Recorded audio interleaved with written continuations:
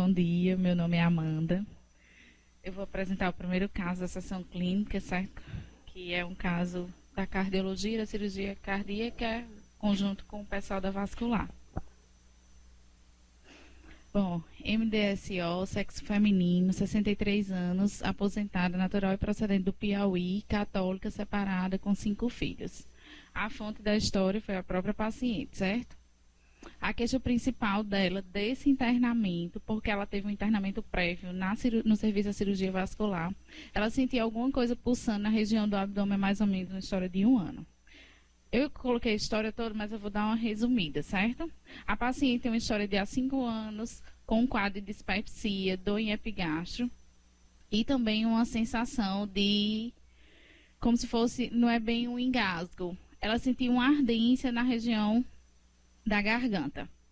Há 5 anos, ela realizou uma endoscopia digestiva alta e foi diagnosticada com um refluxo, uma doença do refluxo gastroesofágico e uma gastrite anematosa leve. Há 1 ano, ela repetiu a endoscopia, foi novamente o mesmo laudo e ela começou a ser tratada com omeprazol como se fosse uma doença do refluxo gastroesofágico. Porém, nesse 1 ano, além da dispepsia, da ardência na garganta, que ela tinha uma queimação, ela também tinha um relato de alguns episódios de dispneia aos moderados e pequenos esforços, uma sensação também de palpitação e sudorese intensa.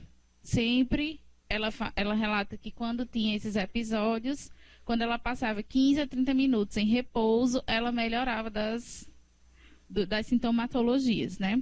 Negava qualquer dor torácica, precordialgia, dor que irradiasse para o braço, para a mandíbula, vômito, cefaleia e etc. A queixa dela era essa dispepsia de longa data e essa queimação na garganta, a dispneia, as palpitações e a sudorese intensa.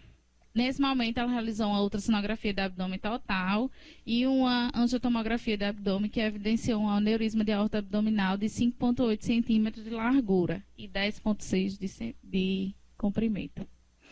Ela foi internada, então, no serviço da cirurgia vascular em setembro para a realização da cirurgia aberta para a correção desse aneurisma. Porém, durante o pré-operatório, quando ela foi realizar todos os exames para haver a intervenção, foi visto no CAT que ela tinha uma oclusão total da DA e da CD e uma lesão crítica de CX, o que tornava o procedimento de alto risco naquelas condições. Então, portanto, o pessoal da vascular decidiu que seria, primeiramente, o ideal intervir na parte coronariana e, em seguida, abordar o aneurisma. Então, no dia 30/10, ela internou para realizar a cirurgia coronariana, né, nesse mesmo hospital, pelo serviço da cardiologia, certo? Então, a intenção inicial era realizar uma revascularização miocárdica, utilizando a artéria torácica interna, porém, no intraoperatório, o operatório só ocorreu dia 20/11 por problemas técnicos, ela ficou esse tempo todo internada aqui sem operar. No intraoperatório, o cirurgião observou que não era possível utilizar a mamária devido ao fino calibre e também diversos pontos de calcificação, tanto nas artérias como na aorta ascendente. Então, ele não conseguiria fazer o shunt na aorta. O que é que ele conseguiu fazer? Ele pegou uma ponte safena, ligou a DA com o tronco braquiocefálico.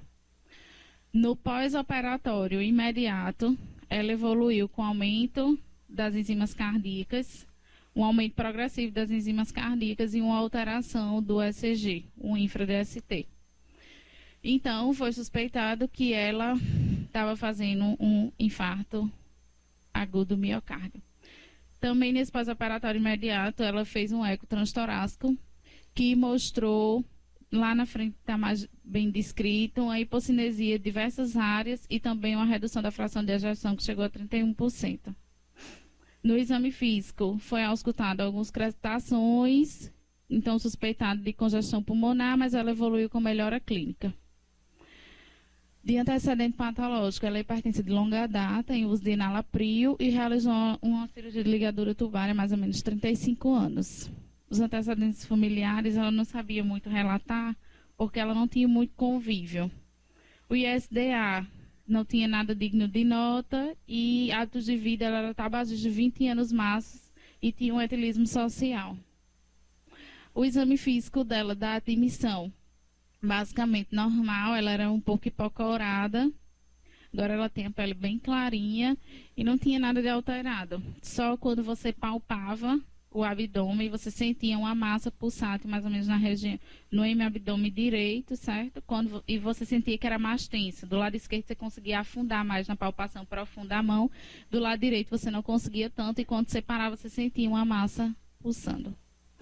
Os exames complementares dela, eu não coloquei o anterior ao o operatório porque eram todos normais, então eu me detive mais aqui para frente, que foi quando começou a alterar as enzimas cardíacas, né, para mostrar o aumento da troponina e da CPK, que foi exatamente do dia 21, foi o pós-operatório imediato, quando ela começou a se queixar das sensações de mal-estar.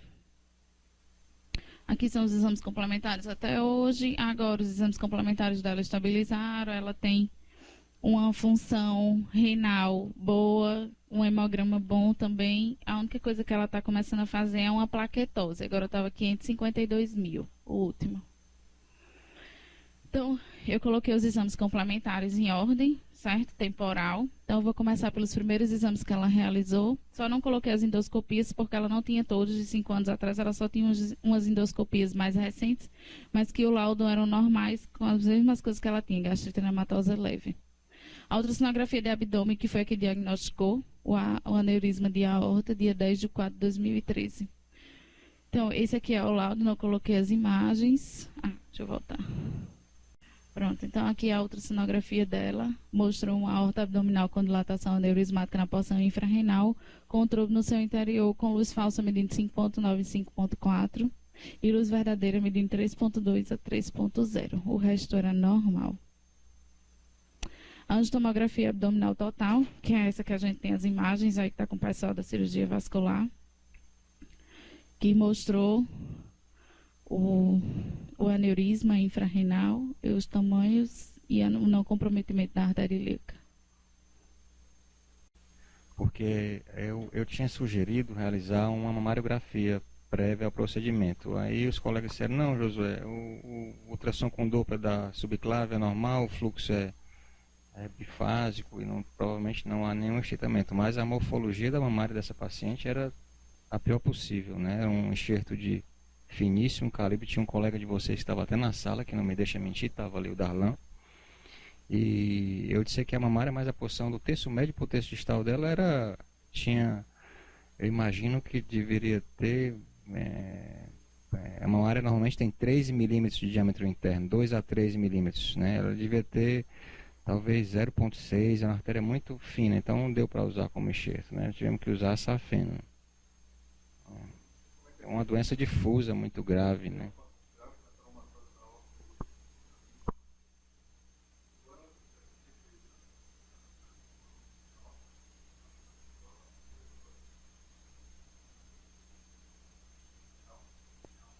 Muito ruim para ela não ter usado a mamária na cirurgia, né? Porque a gente acabou fazendo a anastomose central, distal, ficou muito apropriada. Tanto é que o fluxo retrógrado estava muito bom. Porém, quando a gente foi pesquisar o local do sítio de anastomose proximal, a gente encontrou no buraco cefálico tinha um pouco de cálcio ali, não foi tão simples. Não era totalmente calcificado, tanto é que a paciente não teve nenhum evento isquêmico cefálico, mas não foi uma anastomose tão fácil. Não é uma veia, né? Se não tiver um fluxo muito bom, ela pode realmente trombosar. Está colocando as endopróteses aqui?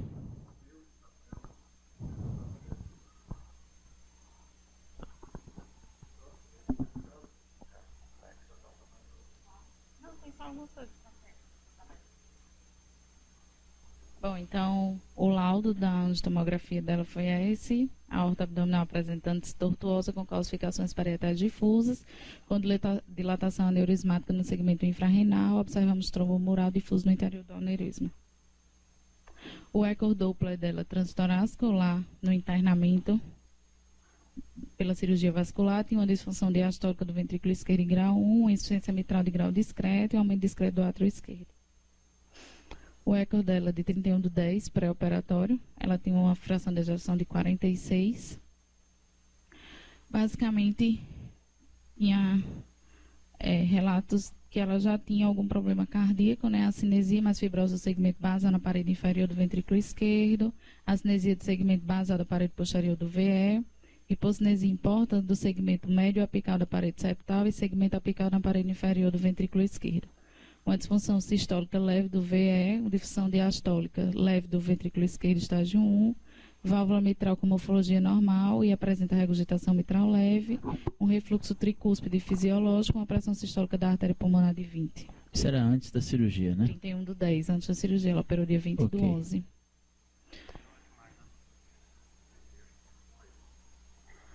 Pronto, eu coloquei essa ultrassonografia que ela tinha, mas basicamente a mesma coisa. Esse é o eco dela pós-operatório imediato, certo? Dia 21/11, ela foi operada dia 20. A função cardíaca dela, a fração de ejeção caiu para 35, agora ela já recuperou um pouco, já aumentou, voltou para perto do que ela tinha antes. E mantém a área hipocinética na parede anterior e apical, né? Isso. Pronto. A gente tinha combinado de calcular o Euroscore dela, 16,85, e o Syntax dela, 34,5. Esse caso, assim, o que aconteceu? Nós vimos antes do procedimento, a ideia era revascularizar e depois liberar para vocês fazerem a cirurgia de aorta abdominal. Infelizmente, por condições técnicas, a revascularização foi incompleta, né? Hoje ela tem uma disfunção miocárdica pelo menos moderada. A evolução eletrocardiográfica dela mostra uma área de fibrose anterior que ela não tinha anteriormente, né? Você vai olhar os eletros, ela teve elevação de troponina então existiam aqui alguns questionamentos, né? Se nós agora submeteríamos essa paciente a um reestudo das coronárias para a gente ver se teria alguma coisa tratada por via percutânea ou não, ou se essa paciente iria direto para a correção do aneurisma. Aí tem duas colocações. Uma que ela tem que ser encarada como uma doente que não foi revascularizada, teoricamente, né? E a outra era se tecnicamente, mesmo em condições não ideais, não era melhor pensar em colocação de endoprótese, já que a condição clínica dela não é a mais adequada. O risco cirúrgico cardiovascular para essa cirurgia aberta era muito alto. Quer dizer, a mortalidade cardiovascular nessa cirurgia dessa doente especificamente, com infarto na parede anterior, com disfunção moderada do ventrículo esquerdo, com doente triarterial não revascularizada, quer dizer, a chance de complicações trans ou perioperatória é muito alta. Então, é uma decisão clínica difícil. Você trouxe o cateterismo anterior? Bote o filme aí para a gente rever, que eu acho que é importante. Vou comentar aqui o filme. Na ortografia. Tá aqui o colozinho, né?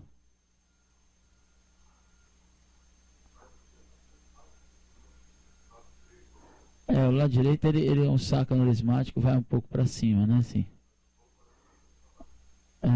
O colo é aqui, né? Bem aqui. A esquerda parece ter 1 centímetro, né? Ó.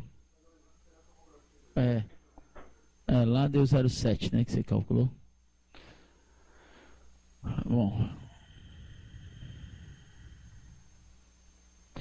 Ventriculografia esquerda, em oblíqua direita, parede inferior, parede apical. Deixa eu mostrar aqui. Ventriculografia. Já tem uma certa hipocinesia apical, tá? Ok? Uma disfunção sistólica leve. Coronografia direita, a técnica de Judkins. para ver que injeta na coronária direita, a coronária direita está ocluída, mas por colateral ela enche e dá uma enorme colateral para a artéria descendente anterior, não, pelo menos grau 3, né, uma colateral bastante significativa. Injeção na coronária direita é oclusão proximal, aqui aparece a colateral para DA. Uma projeção que é melhor para ver a região do tronco, né? Tem aqui o tronco, artéria circunflexa, tá? E a artéria descendente anterior ocluída, artéria circunflexa com lesão proximal severa, artéria difusamente doente, né? Mas com lesão proximal importante.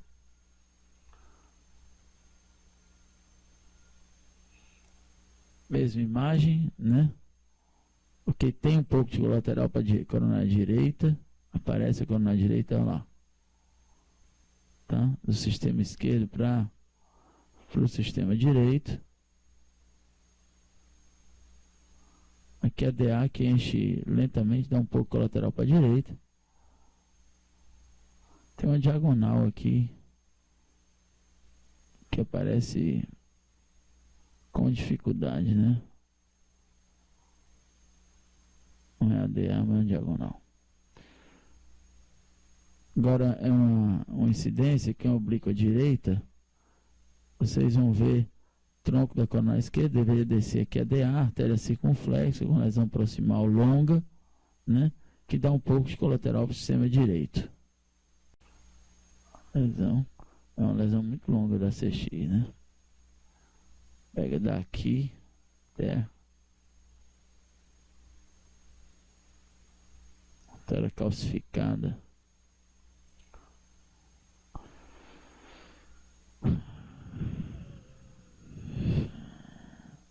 Mas é assim, a visualização da CX não era revascularizável, era tecnicamente. O problema é que a aorta era toda doente. E aí, infelizmente, nós não conseguimos. O plano inicial era fazer um procedimento com suporte circulatório e revascularizar os dois vasos, a CX e a DA. Mas tivemos duas surpresas na cirurgia. A primeira foi realmente a condição anatômica da aorta péssima, não tinha condições de manipular, e a mamária. Esse foi o problema maior, porque a nossa ideia, caso nós tivéssemos a mamária, era revascularizar a DA com a mamária e da mamária tirar o enxerto venoso safeno, que era um sítio bom. Só que nós não tivemos isso aí. A mamária realmente foi uma surpresa na cirurgia. Nós tentei por mais de 1 hora e a porção distal. Então isso foi uma má notícia, essa paciente não ter condições de ter usado a mamária dela no procedimento dela, né? Então foi o que limitou muito, Cabeto. Aí nós optamos por um procedimento sem suporte, sem manipulação aórtica, fazendo anastomose proximal no tronco braquicefálico. Tecnicamente ficou complicado, viu? Assim, o tratamento percutâneo dessa CX até dá, não é um vaso ideal, né? Uma lesão longa, com artéria muito calcificada. Então, a estende dessa circunflexa proximal até dá. O problema é que vai ficar, não sei se muda muito a história porque não ficar com o leito da descendente anterior e da coronária direita. Nós temos que decidir aqui duas coisas simples, quer dizer, se desse para endoprótese, eu acho que a indicação é endoprótese e deixar em tratamento clínico pela situação do paciente. Se não der para endoprótese, só tem 2 questionamentos aqui, né? Um é deixar em tratamento clínico as duas condições, nem a endoprótese, nem a aorta, nem a coronária. Mortalidade dessa doença tem um Euroscore de 27%, quer dizer, o risco cirúrgico para a cirurgia cardíaca dela é quase proibitivo, né? Então, nós só temos 2 opções: ou arriscar fazer a aneurismectomia sem revascularizar, ou deixar em tratamento clínico das 2 situações, ou botar endoprótese. Só tem 3 opções. Então, do ponto de vista... Ela tem que idade? 63. Essa coisa aí, não sei nem se eu acho que deve sempre ser compartilhado com a família, mas não sei que nível de compreensão a família vai ter para entender uma decisão dessa, assim. Isso é uma Uma paciente que veio para o nosso serviço a pedido dela. Ela fez o diagnóstico de aneurisma lá. No estado, no Piauí não se opera aneurisma, não sei porquê, mas não deve ter condições cirúrgicas para operar aneurisma. Aí a família entrou com um processo na justiça para achar algum lugar que tratasse ela. A assistente social entrou em contato com o serviço e conseguiu transferir ela para cá, ela está em TFD. Mas a gente teve uma conversa hoje de manhã com ela que eu acho que ela conseguiu entender um pouco melhor. A vontade dela, da paciente, era ser operada. Porque ela, assim, na cabeça dela, ela vê que o risco de ter um aneurisma ou o risco de infartar durante a cirurgia e morrer é quase o mesmo, mas não é. A gente sabe que não é. Nós definiríamos agora em tratamento clínico e reavaliação em 6 meses. Retomografar. Explicar ela, né, que tecnicamente a situação ficou um pouco diferente, a gente acha que o risco menor para ela é esse, quer dizer, seria reavaliar em 6 meses, né, com a nova tomografia, ela volta, faz aqui a tomografia, né? Acho que precisa deixar essa coisa muito bem agendada, né, para que isso possa acontecer dessa forma, e nós, diante disso, decidiríamos, né? Tá bom, estou de acordo. Ok.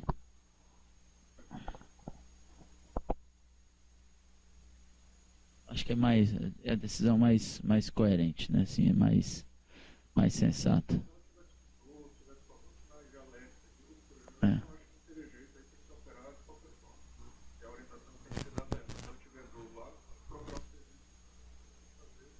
Agora lá parece que não tem, né?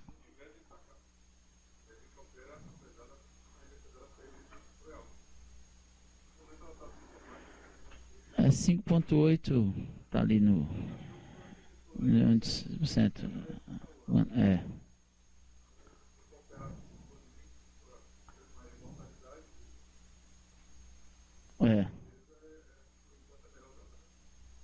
Sem dúvida. Ok. Tá bom então. Obrigado. Vamos para o próximo caso.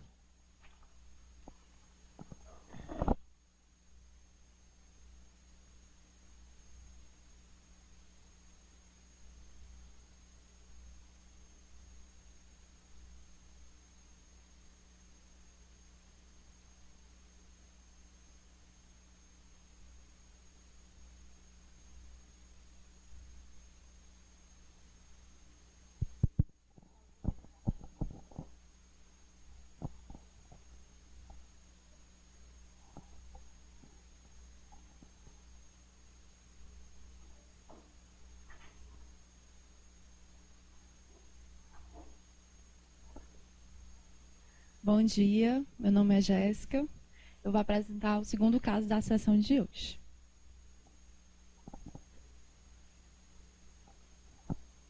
Identificação. ATS, 51 anos, masculino, natural de Santa Quitéria, procedente de Fortaleza, casado, ensino fundamental incompleto, mecânico católico. Foi admitido no nosso serviço dia 25. A fonte da história foi o paciente e a sua esposa e veio com uma queixa de cansaço. É um paciente previamente ígido até maio desse ano. Quando ele iniciou um quadro de dispneia aos grandes esforços, ele disse que andava cerca de 6 quarteirões para ter o quadro da dispneia, que aliviava com repouso, cerca de 10 minutos, e associada a tosse seca, ortopneia e dispneia paroxística noturna cerca de 1 vez por semana. Ele negou nesse período síncope, dor torácica e edema de membros inferiores. Após 15 dias desse quadro, ele procurou assistência médica em emergência mesmo, onde ele foi medicado e foi referenciado a um cardiologista. Na consulta com o cardiologista, ele realizou alguns exames, CG, eco, e segundo ele recebeu o diagnóstico de coração crescido.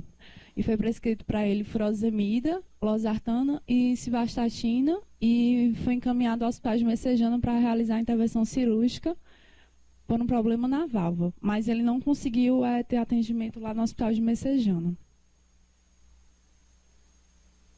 Aí, com o tratamento clínico mesmo, ele ficou até setembro mantendo o quadro, e há 3 meses ele se apresenta com dispneia aos pequenos esforços, quando ele vai escovar os dentes, falar, tomar banho.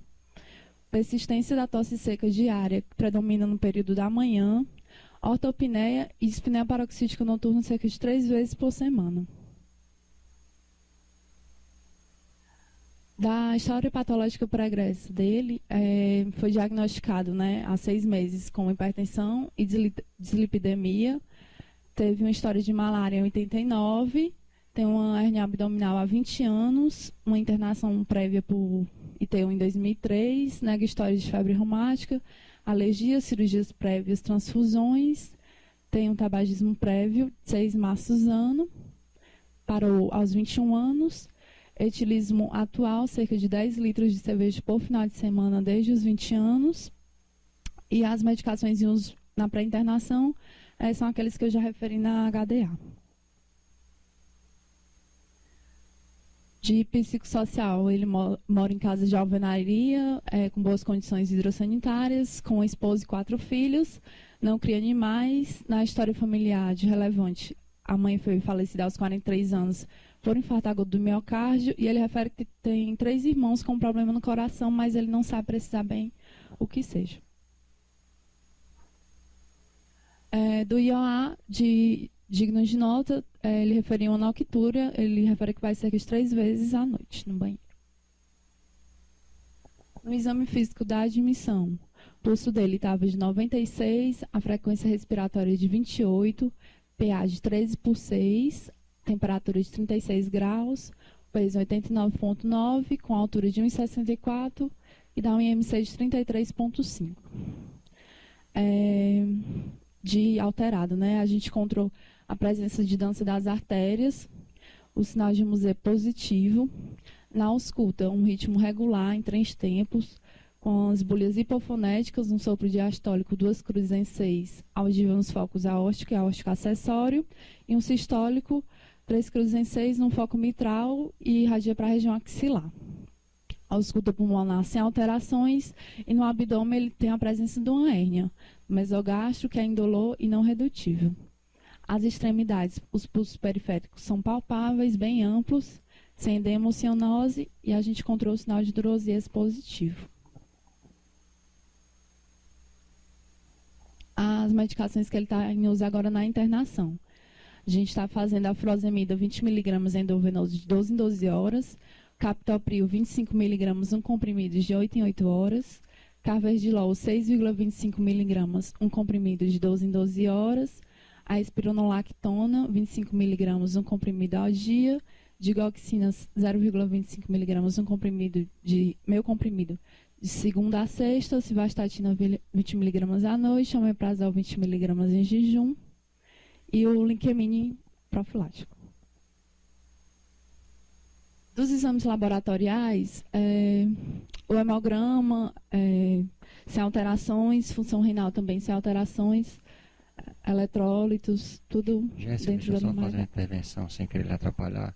Depois da sua belíssima apresentação da anamnese, do exame físico, qual foi a sua hipótese diagnóstica do paciente? Acho que você brindaria, fecharia a sua bela apresentação com uma hipótese diagnóstica colocada ali embaixo. Aórtica, né?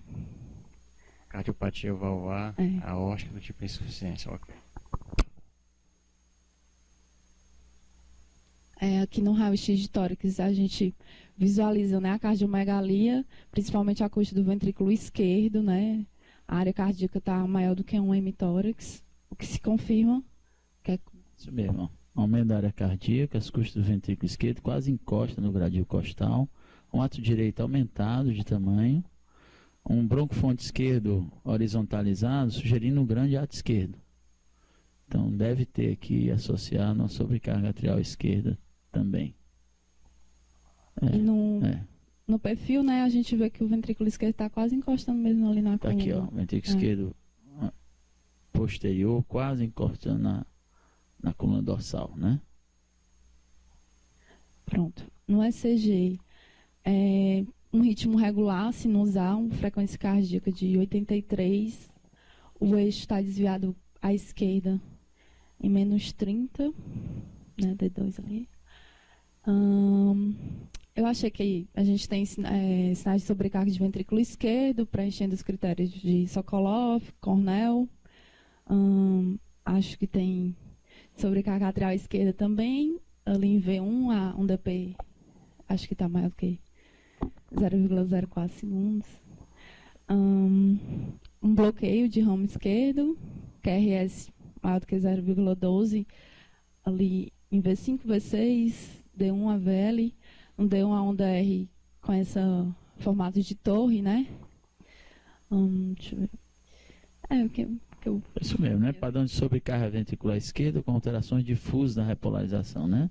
Ondas S profunda, onda R em D1 ampla, em AVL ampla, sobrecarga arterial esquerda, eixo desviado para a esquerda, tem todos os critérios de sobrecarga, né? Pronto, o eco tem uns vídeos aí também. Aqui, ó. Peraí. Tem uns vídeos, né? Mas tem um laudo aí. Não sei se ele está aberto. Não. Coloca aqui? Na área de trabalho. Que eu não sei se ele já deixou aberto. É aqui não. Não, é não. Nem aí. É aqui. Onde é que é o vídeo do...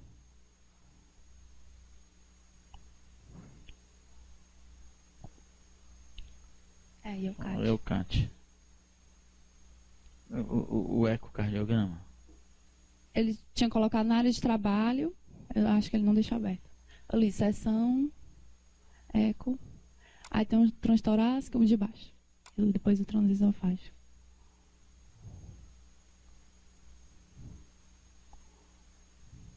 Então, ecocardiograma transtorácico numa projeção parasternal. Aqui está o transdutor, né? Que é a parede do tórax, né?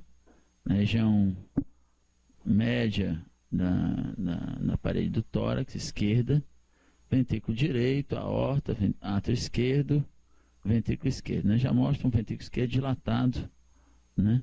E um átrio esquerdo aumentado, né? Um pouco maior do que o tamanho da aorta, tá? Acho que pode ser aqui.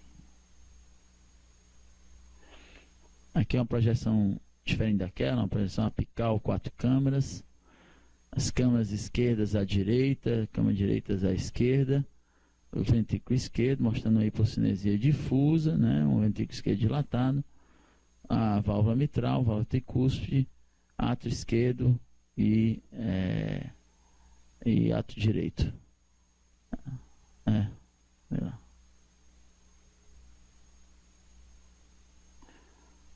Aqui é um color, né, na válvula mitral.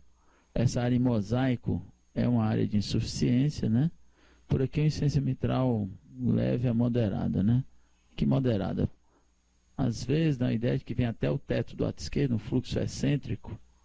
Então daria como insuficiência mitral moderada por aqui.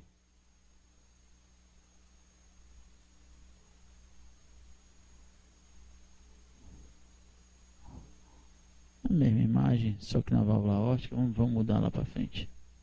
Tem outra imagem melhor.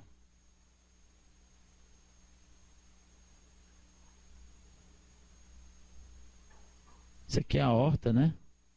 O que ele está... Né? É o fluxo reverso da aorta descendente, mostrando que a insuficiência aórtica é severa. Tá? Ok.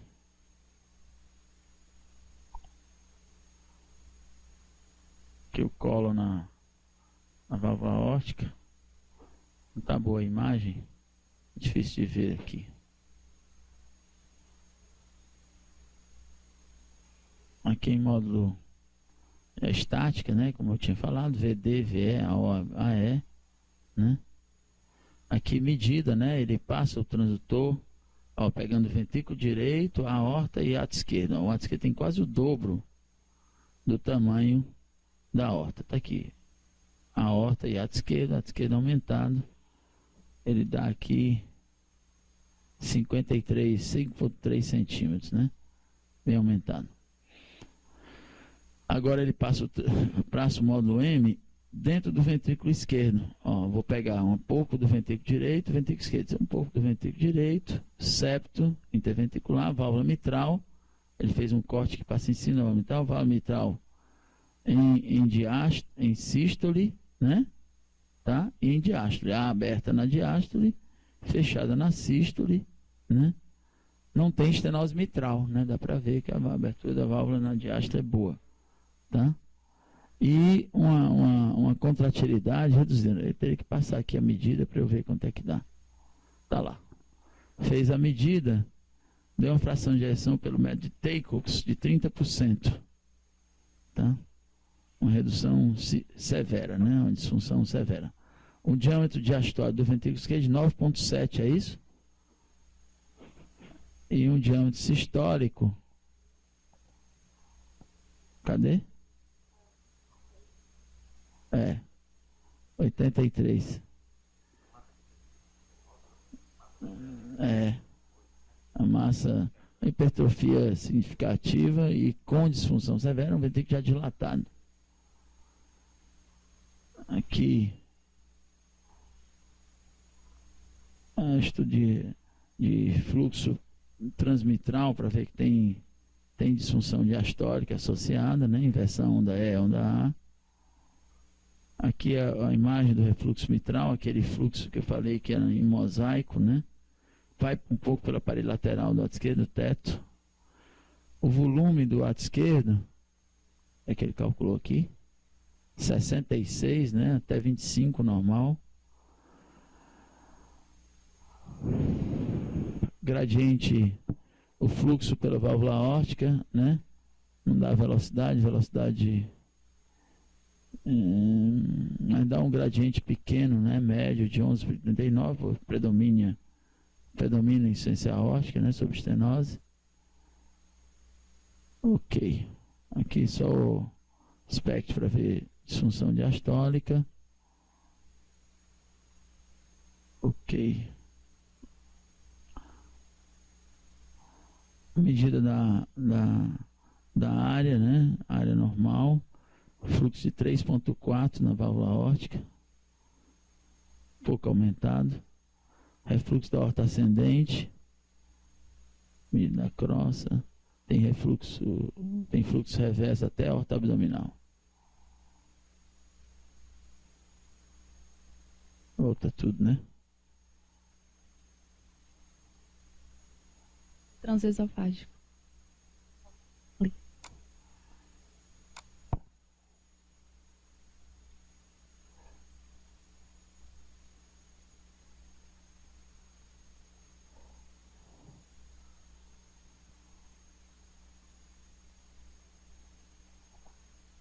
Uma coisa aqui errada.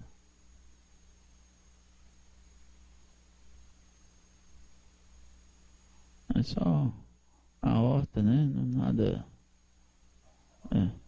Quer mostrar? Que a válvula é bicúspide. Tá vendo?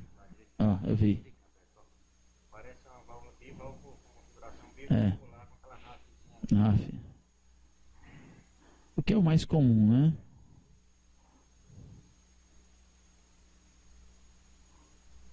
Uma válvula bicúspide.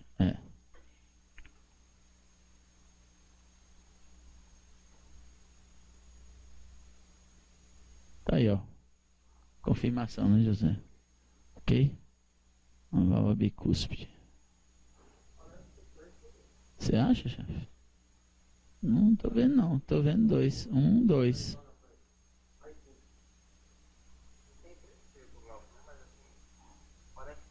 É uma RAF, né? Não? Agora, não é bicúspide com essa RAF? Vamos ver as outras.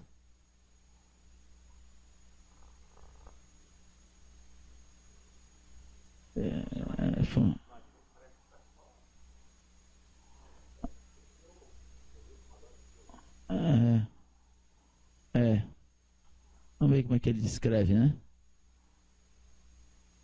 Passa aí os laudos. Vamos ver.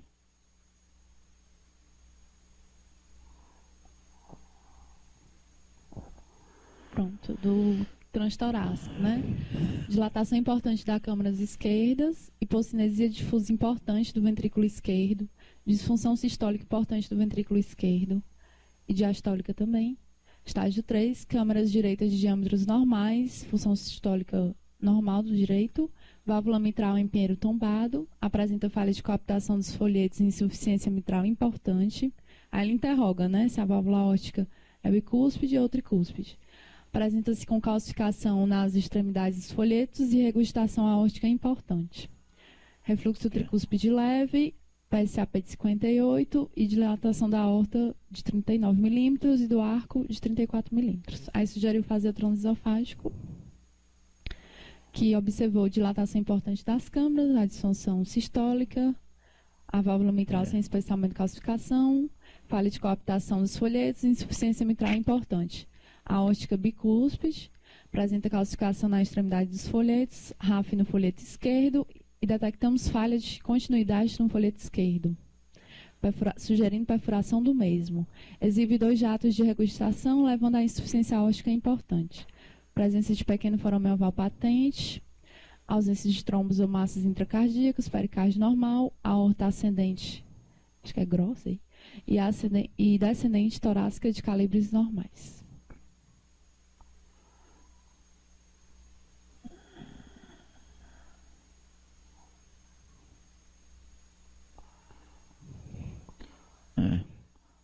Você vê que o coração é muito dilatado. Olha a distância da DA para CX, né? Então, coronariografia esquerda, artéria circunflexa, né? O ramo marginal, artéria descendente anterior, com os ramos septais, né? E ramos diagonais, sem obstrução, né? Vamos lá para frente.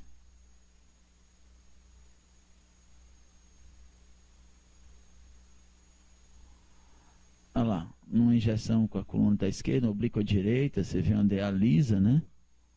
Descendo toda a parede sem nenhuma obstrução, um ramo diagonal também normal.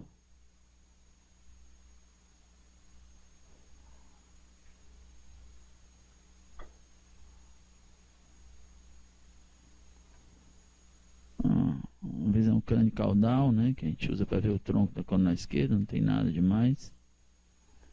Injeção na coronária direita, vou trocar aqui porque foi muito ligeiro. Aqui. Injeção na coronária direita, não tem obstrução, né? Não tem evidência de aterosclerose. Talvez uma irregularidadezinha proximal. Ok, nada demais. Normal. Fez só coronária, né? Não fez a ortografia e ventriculografia esquerda, não. Ok.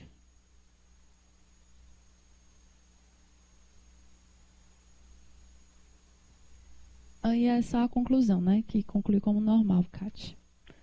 Pode passar. Pronto, aí ele estava assim, se mantendo com a dispneia os pequenos esforços, a autopneia, a dispneia e a tosse seca pela manhã, até que sexta-feira, por volta das 22 horas, ele apresentou um quadro de dor precordial súbita, em aberto, com irradiação para o membro superior esquerdo, de forte intensidade, com duração de cerca de 30 minutos, associada a geoforese, palidez cutânea e dispneia. Aí o exame físico, ele encontrava-se taque dispneico, sudoreico pálido, com uma frequência de 77 e uma PA de 9/5, saturando 99%, com extremidades mal perfundidas, pulsos finos, o tempo de enchimento capilar maior que 3 segundos. Na ausculta cardíaca não apresentou-se alteração ao que já tinha descrito. Aí foi realizado o ECG, que assim, o plantonista, né, descreveu no prontuário com evidência de versão de onda T em parente inferior, sem supra-GST. Foi prescrita a monitorização, hidratação venosa, a dose de ataque do AS, clopidogrel, e clexane terapêutico, 80 mg de 12 em 12 horas. Não fez o nitrato pela hipotensão e foi suspenso captopril e a furosemida na hora.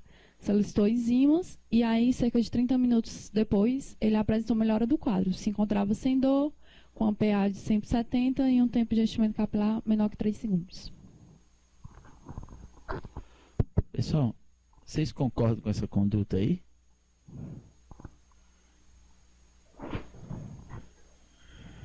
O que esse doente teve?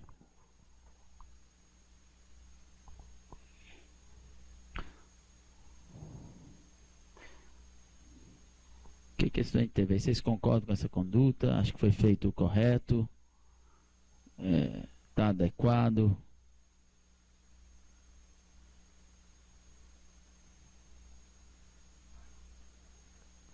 que é isso aí?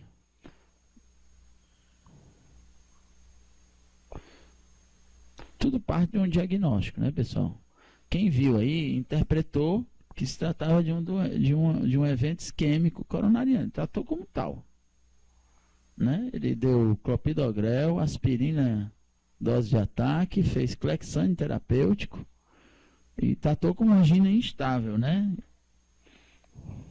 E aí, pessoal? Coronário do doente é normal. Cateterismo não tem nada. Pessoal, na insuficiência aórtica está descrito, inclusive tem descrição fisiopatológica de uma angina noturna, né, clássica da insuficiência aórtica grave, que é um produto da grande sobrecarga ventricular que esses doentes têm, da grande dilatação, e como a regurgitação é muito grande, a pressão de enchimento das coronárias na diástole cai. E esses indivíduos, principalmente à noite, quando se deitam, eles têm piora do sintoma e podem ter sintoma anginoso clássico, inclusive, né? Que é a angina de decúbito ou angina noturna associada à insuficiência aórtica, né? Evidentemente, se o colega soubesse, o tratamento é nenhum, é oxigenoterapia. Se tiver desidratado por excesso de diurético, fazer um pouco de hidratação com cuidado, né? Porque a tendência desses doentes, eles têm um limiar muito estreito. 15 ml de soro num doente desse é o suficiente para fazer edema de pulmão, né? Então, retira-se o diurético, faz hidratação se não tiver sinal de congestão e o doente tiver sinais de hipovolemia. Você pode fazer uma prova, já que tem hipotensão, uma prova com pequenos volumes. E não precisa fazer aspirina, clopidogrel, Clexane, a não ser que você suspeite de embolia pulmonar de outros fatores descompensadores, né? Quer dizer, não tem indicação de fazer dose de ataque de antiagregação nessa circunstância. Tá bom? Aí, as enzimas, né? A CPK de 55, a CKMB foi de 5 para 42. E a troponia de 0,3 para 9? Para 9 e está fora. 10,6. Mas isso aí joga fora o laboratório. E pega o laboratório e joga no mato, né? Assim, porque com certeza está errado. Quer? Vá no mato, porque Aí o ECG da hora, é quase impossível isso dar certo, né? A não ser que ele tenha embolia pulmonar e seja por dilatação do ventrículo direito. Vamos lá. Aí, assim, esse aí é o ECG lá da hora desse quadro. Estava com ritmo regular, sinusal. Era igual, né? Pois é. Igual que a gente tinha visto, Eles né? tinham achado que tinha uma inversão de ODT na parede inferior.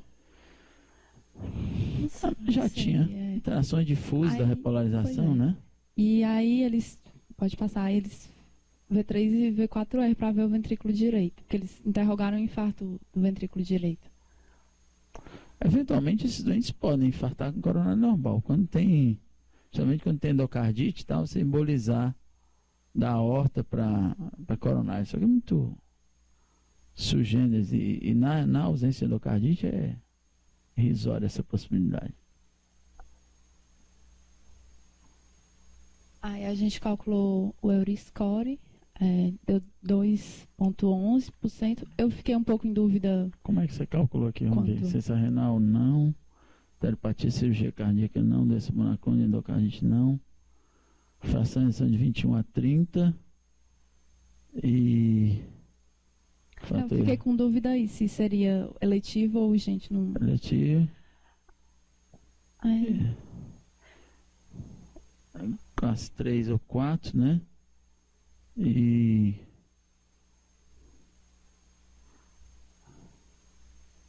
deu 2,1. Eu tô achando muito baixo esse cálculo aqui. Tem alguma coisa errada.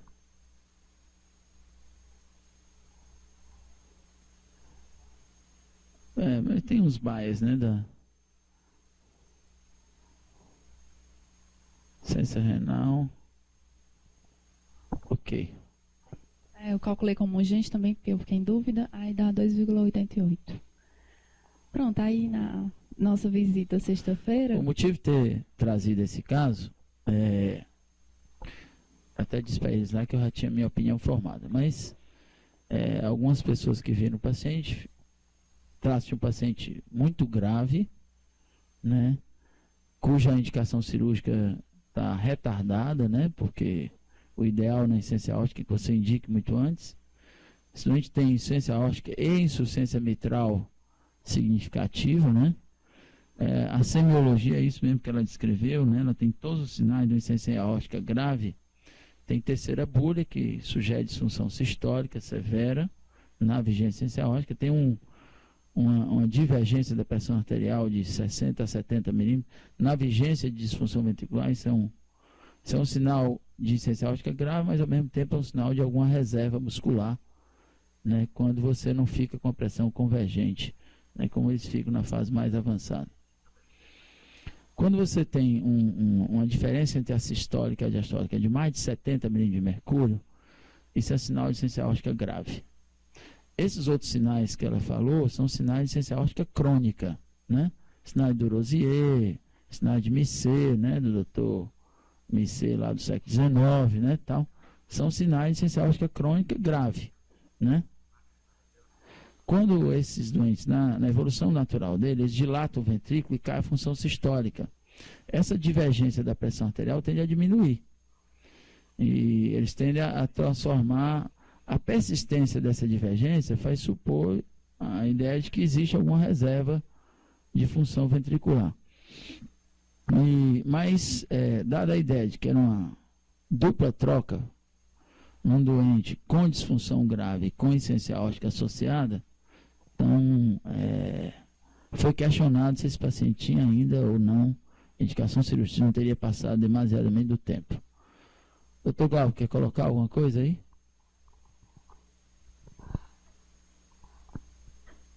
Doente grave. Agora, eu não concordo com a dupla troca, né? Essa insuficiência mitral certamente é por dilatação do anel, né? O ventrículo esquerdo muito dilatado. A abordagem das duas válvulas, né? Porque você pode fazer uma anuloplastia rápida, do ponto de vista técnico, você faz uma anuloplastia rápida e essa válvula mitral, ela... Bom, e a troca de válvula aórtica eu também concordo, apesar de ser um doente que já, do ponto de vista clínico, como você disse aí, já foi protelado demais, né? Passou da época ideal da cirurgia, aumenta a mortalidade, mas... possível, né? A cirurgia é factível. Recomendaria duas coisas assim para a equipe cirúrgica. Primeiro, você ter muito cuidado com a proteção miocárdica desse doente. Ultimamente eu tenho visto, assim, tenho observado, inclusive em consultório, alguns doentes submeter a cirurgia com a proteção miocárdica que, vamos dizer, factível de revisão como foi feita, né? Então é preciso ter muito cuidado, porque esse doente, a reserva miocárdica dele é muito pequena. Então, eu costumo dizer que, por mais que você faça uma boa proteção miocárdica, você nunca faz essa proteção 100%. E quando você faz uma proteção miocárdica mais ou menos, o dano é maior do que mais ou menos, né? Então é preciso ter muito cuidado, porque isso impacta no resultado a curto, médio e longo prazo. E o segundo aspecto era o uso da prótese, né? Num doente desse que tem insuficiência ventricular esquerda, eu acho que a prótese biológica, ela é uma prótese que eu não considero aí uma escolha entre uma biológica e uma metálica. Eu acho que a biológica se impõe de uma forma muito forte. Então, esses dois aspectos, ou três aspectos em relação à válvula mitral, né? Acho que dá para fazer a plástica da mitral, um procedimento rápido, uma boa proteção miocárdica e o uso de uma prótese biológica.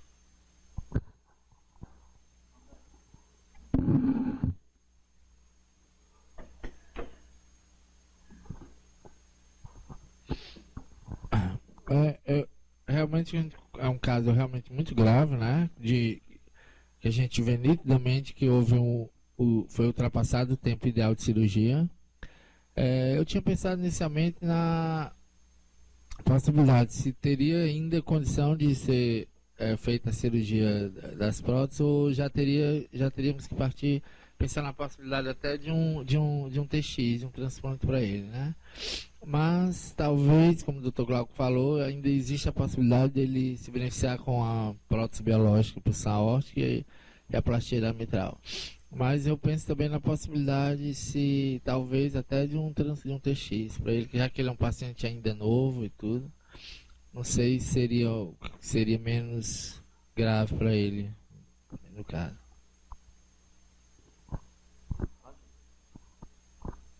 Eu acho que se trata de um paciente muito jovem, de 51 anos, com a síndrome de insuficiência cardíaca, que esteve descompensada, né? E que tem de etiologia, a síndrome de insuficiência cardíaca de etiologia, uma cardiopatia dilatada de etiologia valvar, por conta de uma válvula aórtica com uma disfunção de etiologia genética, né, uma válvula aórtica bicúspide, cuja lesão é uma disfunção grave, uma insuficiência aórtica grave, e também uma disfunção de válvula mitral, né, com insuficiência mitral pelo menos moderada ali, né, moderada severa. Eu acho que a fração de ejeção está claramente superestimada, né? Foi 29 a última, né? Ela deve estar por volta de 22, 24, talvez 25. Eu acho que essa preocupação da questão da disfunção grave ventricular, ela foi muito bem colocada, porque preocupa, né? Esses pacientes, como o Dr. Glauco chamou a atenção, eles costumam surpreender, mesmo com uma boa proteção miocárdica, né? A gente tem substâncias boas aqui no volta cantídeo para usar, mesmo assim esses pacientes não toleram bem um extracorpóreo e saem eles têm dificuldade, né, para sair de procedimento cirúrgico, né? Então, eu não sei se talvez tivesse alguma coisa de um grupo de insuficiência cardíaca de retaguarda, talvez fosse mais, protegesse um pouco o paciente, né? Então, estou só me questionando aqui se a gente precisa mesmo disso ou não. Eu não saberia dizer não. Mas eu acho que entrar num transplante não é fácil, né? Então acho que a primeira opção seria talvez mesmo realmente a cirurgia bivalvar, com a possibilidade dele precisar de um transplante, né? Ok. Quer mostrar, doutora? A doutora Jéssica vai fazer uma revisão aí sobre sinais clínicos de insuficiência aórtica.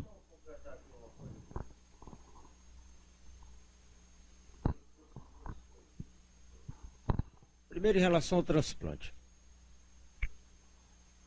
Algumas vezes as pessoas falam assim de transplante cardíaco e como fosse assim uma coisa que resolvesse mais o problema do que a gente imagina, né? O que na realidade é. Então esse é um primeiro aspecto que eu gostaria de falar, porque assim, só duas coisas em relação ao transplante. Primeiro, vou dar um dado aqui que serve para reflexão. O país que mais transplanta no mundo é os Estados Unidos. Metade dos transplantes cardíacos no mundo são feitos nos Estados Unidos. Metade. 50%. Números redondos. 48% são feitos na União Europeia. Vocês estão vendo aí que sobrou 2%, né? Eu falei dos Estados Unidos e União Europeia. 2% é feito no resto do mundo todo. Né? Nós estamos dentro desses 2%. Os Estados Unidos, que é o país que mais transplanta no mundo, ele só consegue transplantar 1% dos pacientes que estão na lista de transplante.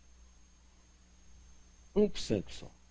49% não são transplantados. Dos pacientes que estão na lista. Os que vão para a lista geralmente são aqueles que já passaram pelos tratamentos alternativos. Então só para a gente ter uma ideia que muitas vezes a gente indica A gente acha, bota o paciente para transplante. Não é uma realidade isso. Né? É preciso a gente. E diria outro aspecto também.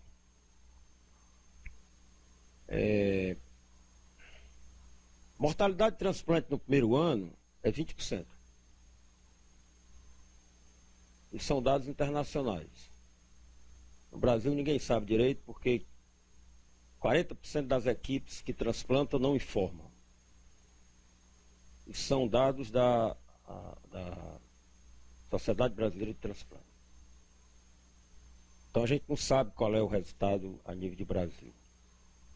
Resultados reais, que só tem informações de 60% das equipes, 40% você não sabe.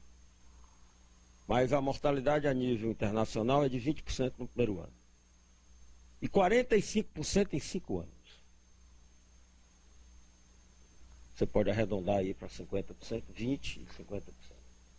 Procedimento que tem 50% de mortalidade em 5 anos, se você tiver um procedimento alternativo, esses procedimentos eles são, e dentro de uma conjuntura da irrealidade do ponto de vista clínico do procedimento, então o procedimento alternativo ele está sempre em primeiro plano, né? Ou quase sempre. Ou quase sempre. Então, hoje os bons serviços de cardiologia e de cirurgia cardíaca, eles têm um setor de tratamento alternativo do transplante cardíaco. Exatamente por tudo isso que eu digo. Então, seria esse aspecto. Em relação assim, ao suporte cirúrgico, eu acho que isso também é uma coisa importante. Mas eu diria, viu, Josué, o seguinte, que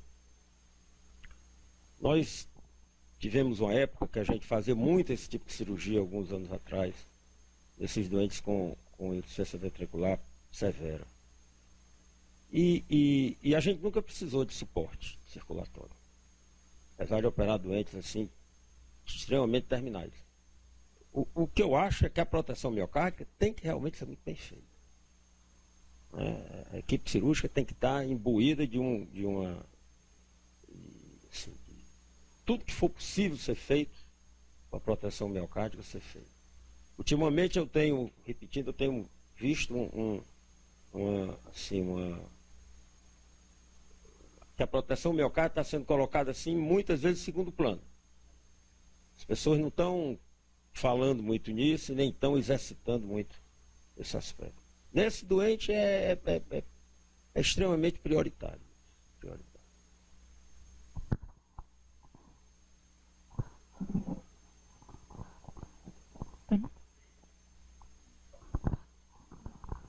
Pronto, falando um pouquinho dos sinais, né?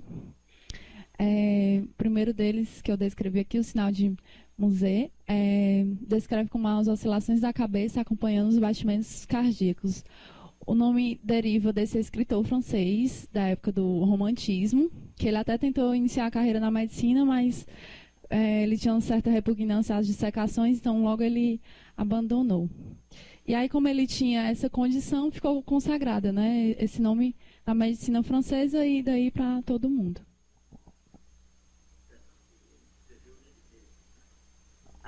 Não sei. O pai dele tinha uma amizade aí.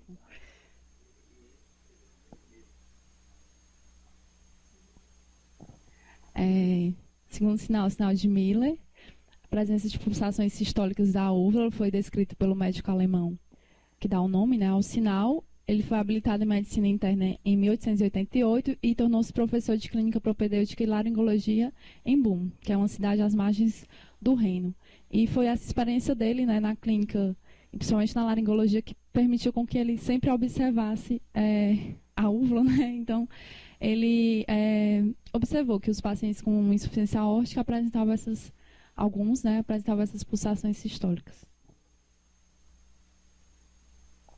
O sinal de Corrigan, que é a elevação abrupta e declínio rápido do pulso carotídeo. Foi descrito por esse médico irlandês e também autor de vários artigos de cardiopatias, né? E ele sempre, assim, procurou trabalhar sempre na cidade onde ele nasceu. A primeira instrução dele em medicina foi de um médico local. E o relatório sobre as causas e tratamento da insuficiência aórtica descrito por ele foi baseado nos pacientes que ele tratava na cidade natal dele, que era Dublin. O sopro de Auschwitz, que é o rufar na válvula mitral, audível no ápice, foi descrito pelo médico americano Auschwitz. Ele identificou este sopro pela primeira vez em 1860 em um paciente de 56 anos, que depois de 3 dias que ele observou esse sopro, o paciente veio ao óbito, e aí ele pôde confirmar a suspeita dele que esse sopro era presente quando o paciente tinha uma insuficiência aórtica já mais grave. Escreveu também temas sobre mais gerais, né, como febre e disenteria. Velocidade transvalvar mitral, a diferença desse sopro para estenose mitral, porque poderia ter estenose mitral associada, é que não tem hiperfonese de B1, né? No sopro de Auschwitz associado à insuficiência aórtica, você não tem hiperfonese de B1, então ajuda você a distinguir isso com... É um estenose mitral funcional, né? Do ponto de vista acústico, né?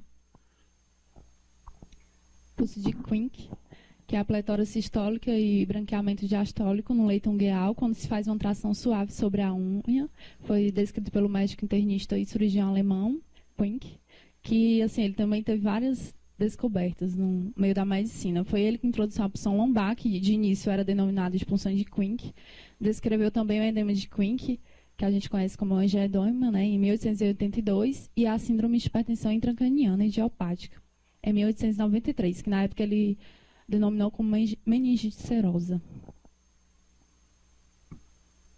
Sinal de Duroziers, que são sopros sistólicos e diastólicos combinados, criados pela compressão da artéria femoral com estetoscópio. Foi descrito pelo médico francês Duroziers, que é conhecido por inúmeras publicações nessa área de cardiopatias. E, assim, ao contrário dos outros, ele nunca trabalhou assim, em escolas médicas, em hospitais muito grandes, assim. Sinal de Rio, que aumenta na pressão sistólica femoral de 40 milímetros de mercúrio ou mais, comparada com a braquial. Foi descrito por esse fisiologista britânico. E outra coisa interessante que ele também desenvolveu foi os uniformes de perfis de descompressão, que é usado até hoje pelos mergulhadores.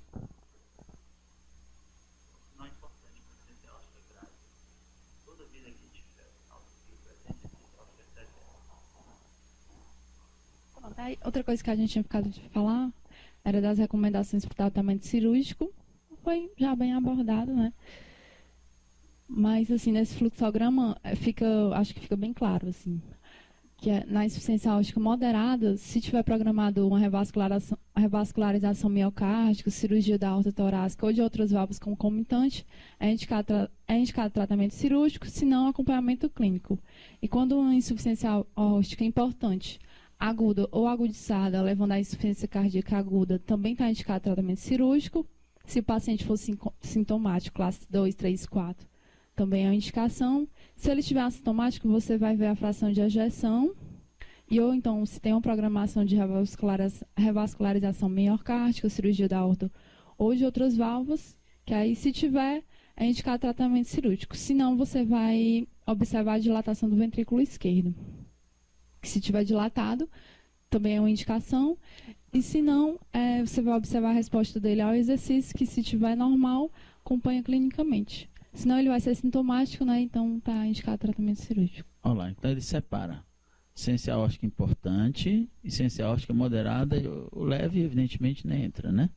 Na moderada é o seguinte, se vai fazer, por exemplo, revascularização e tem insuficiência aórtica moderada, ele diz que é classe 2B o tratamento cirúrgico da válvula aórtica, quer dizer, tem pouca evidência de benefício tratar a válvula aórtica concomitantemente ao procedimento de revascularização, por exemplo, se a insuficiência aórtica for moderada. Se não vai, é para acompanhamento. Quando ele é assintomático, se ele é assintomático, mas tem disfunção, a fração de ejeção é menor do que 50, e ou vai fazer outra cirurgia concomitante, é classe 1 para a indicação da válvula aórtica. Então, você tem insuficiência aórtica severa e não tem sintoma, mas vai revascularizar a coronária, ele aproveita e toca a válvula aórtica, é classe 1. Ou se a fração de ejeção é menor do que 50. Se não tem cirurgia concomitante, a fração de ejeção é normal, porque no começo a insuficiência aórtica, a fração de ejeção aumenta, né? Você vai medir os diâmetros diastólico e sistólico. Se os diâmetros diastólicos do ventricular for maior do que 75 e o sistólico maior do que 55, se o indivíduo não reumático é classe 2A. Tá? Indivíduos reumáticos é classe 2B, a indicação cirúrgica da válvula aórtica.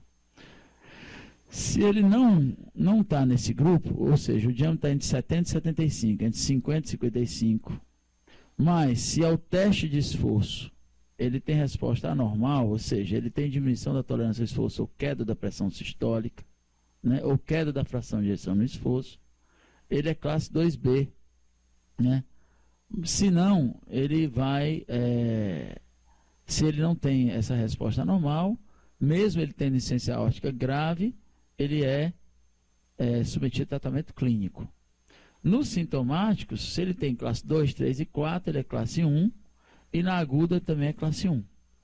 Então, esse indivíduo está dentro do classe 1, né? Ele tem insuficiência aórtica sintomática, né? Importante. Esse braço aqui desse organograma foi a tese de doutorado e é uma das linhas de pesquisa desse doutor que está aqui, ó, que foi quem escreveu isso aqui, ó, Flávio Tarassuti, que é um professor livre-docente da USP, no Estudo do Coração, que se dedica a pesquisar insuficiência aórtica, valvopatia aórtica. Tá? Então foi exatamente isso aqui. Ele botou um grupo de pacientes que tinha insuficiência aórtica assintomática, que não estavam dentro do padrão de indicação cirúrgica e submeteu o teste ergométrico para ver se a queda da fração de ejeção no esforço tinha correlação com o prognóstico, né? Vamos lá. Isso aí é só a tabela para reforçar mesmo tudo que a gente já falou, né? Uhum. Não precisa. Ok. Muito Obrigada. bem. Ótimo.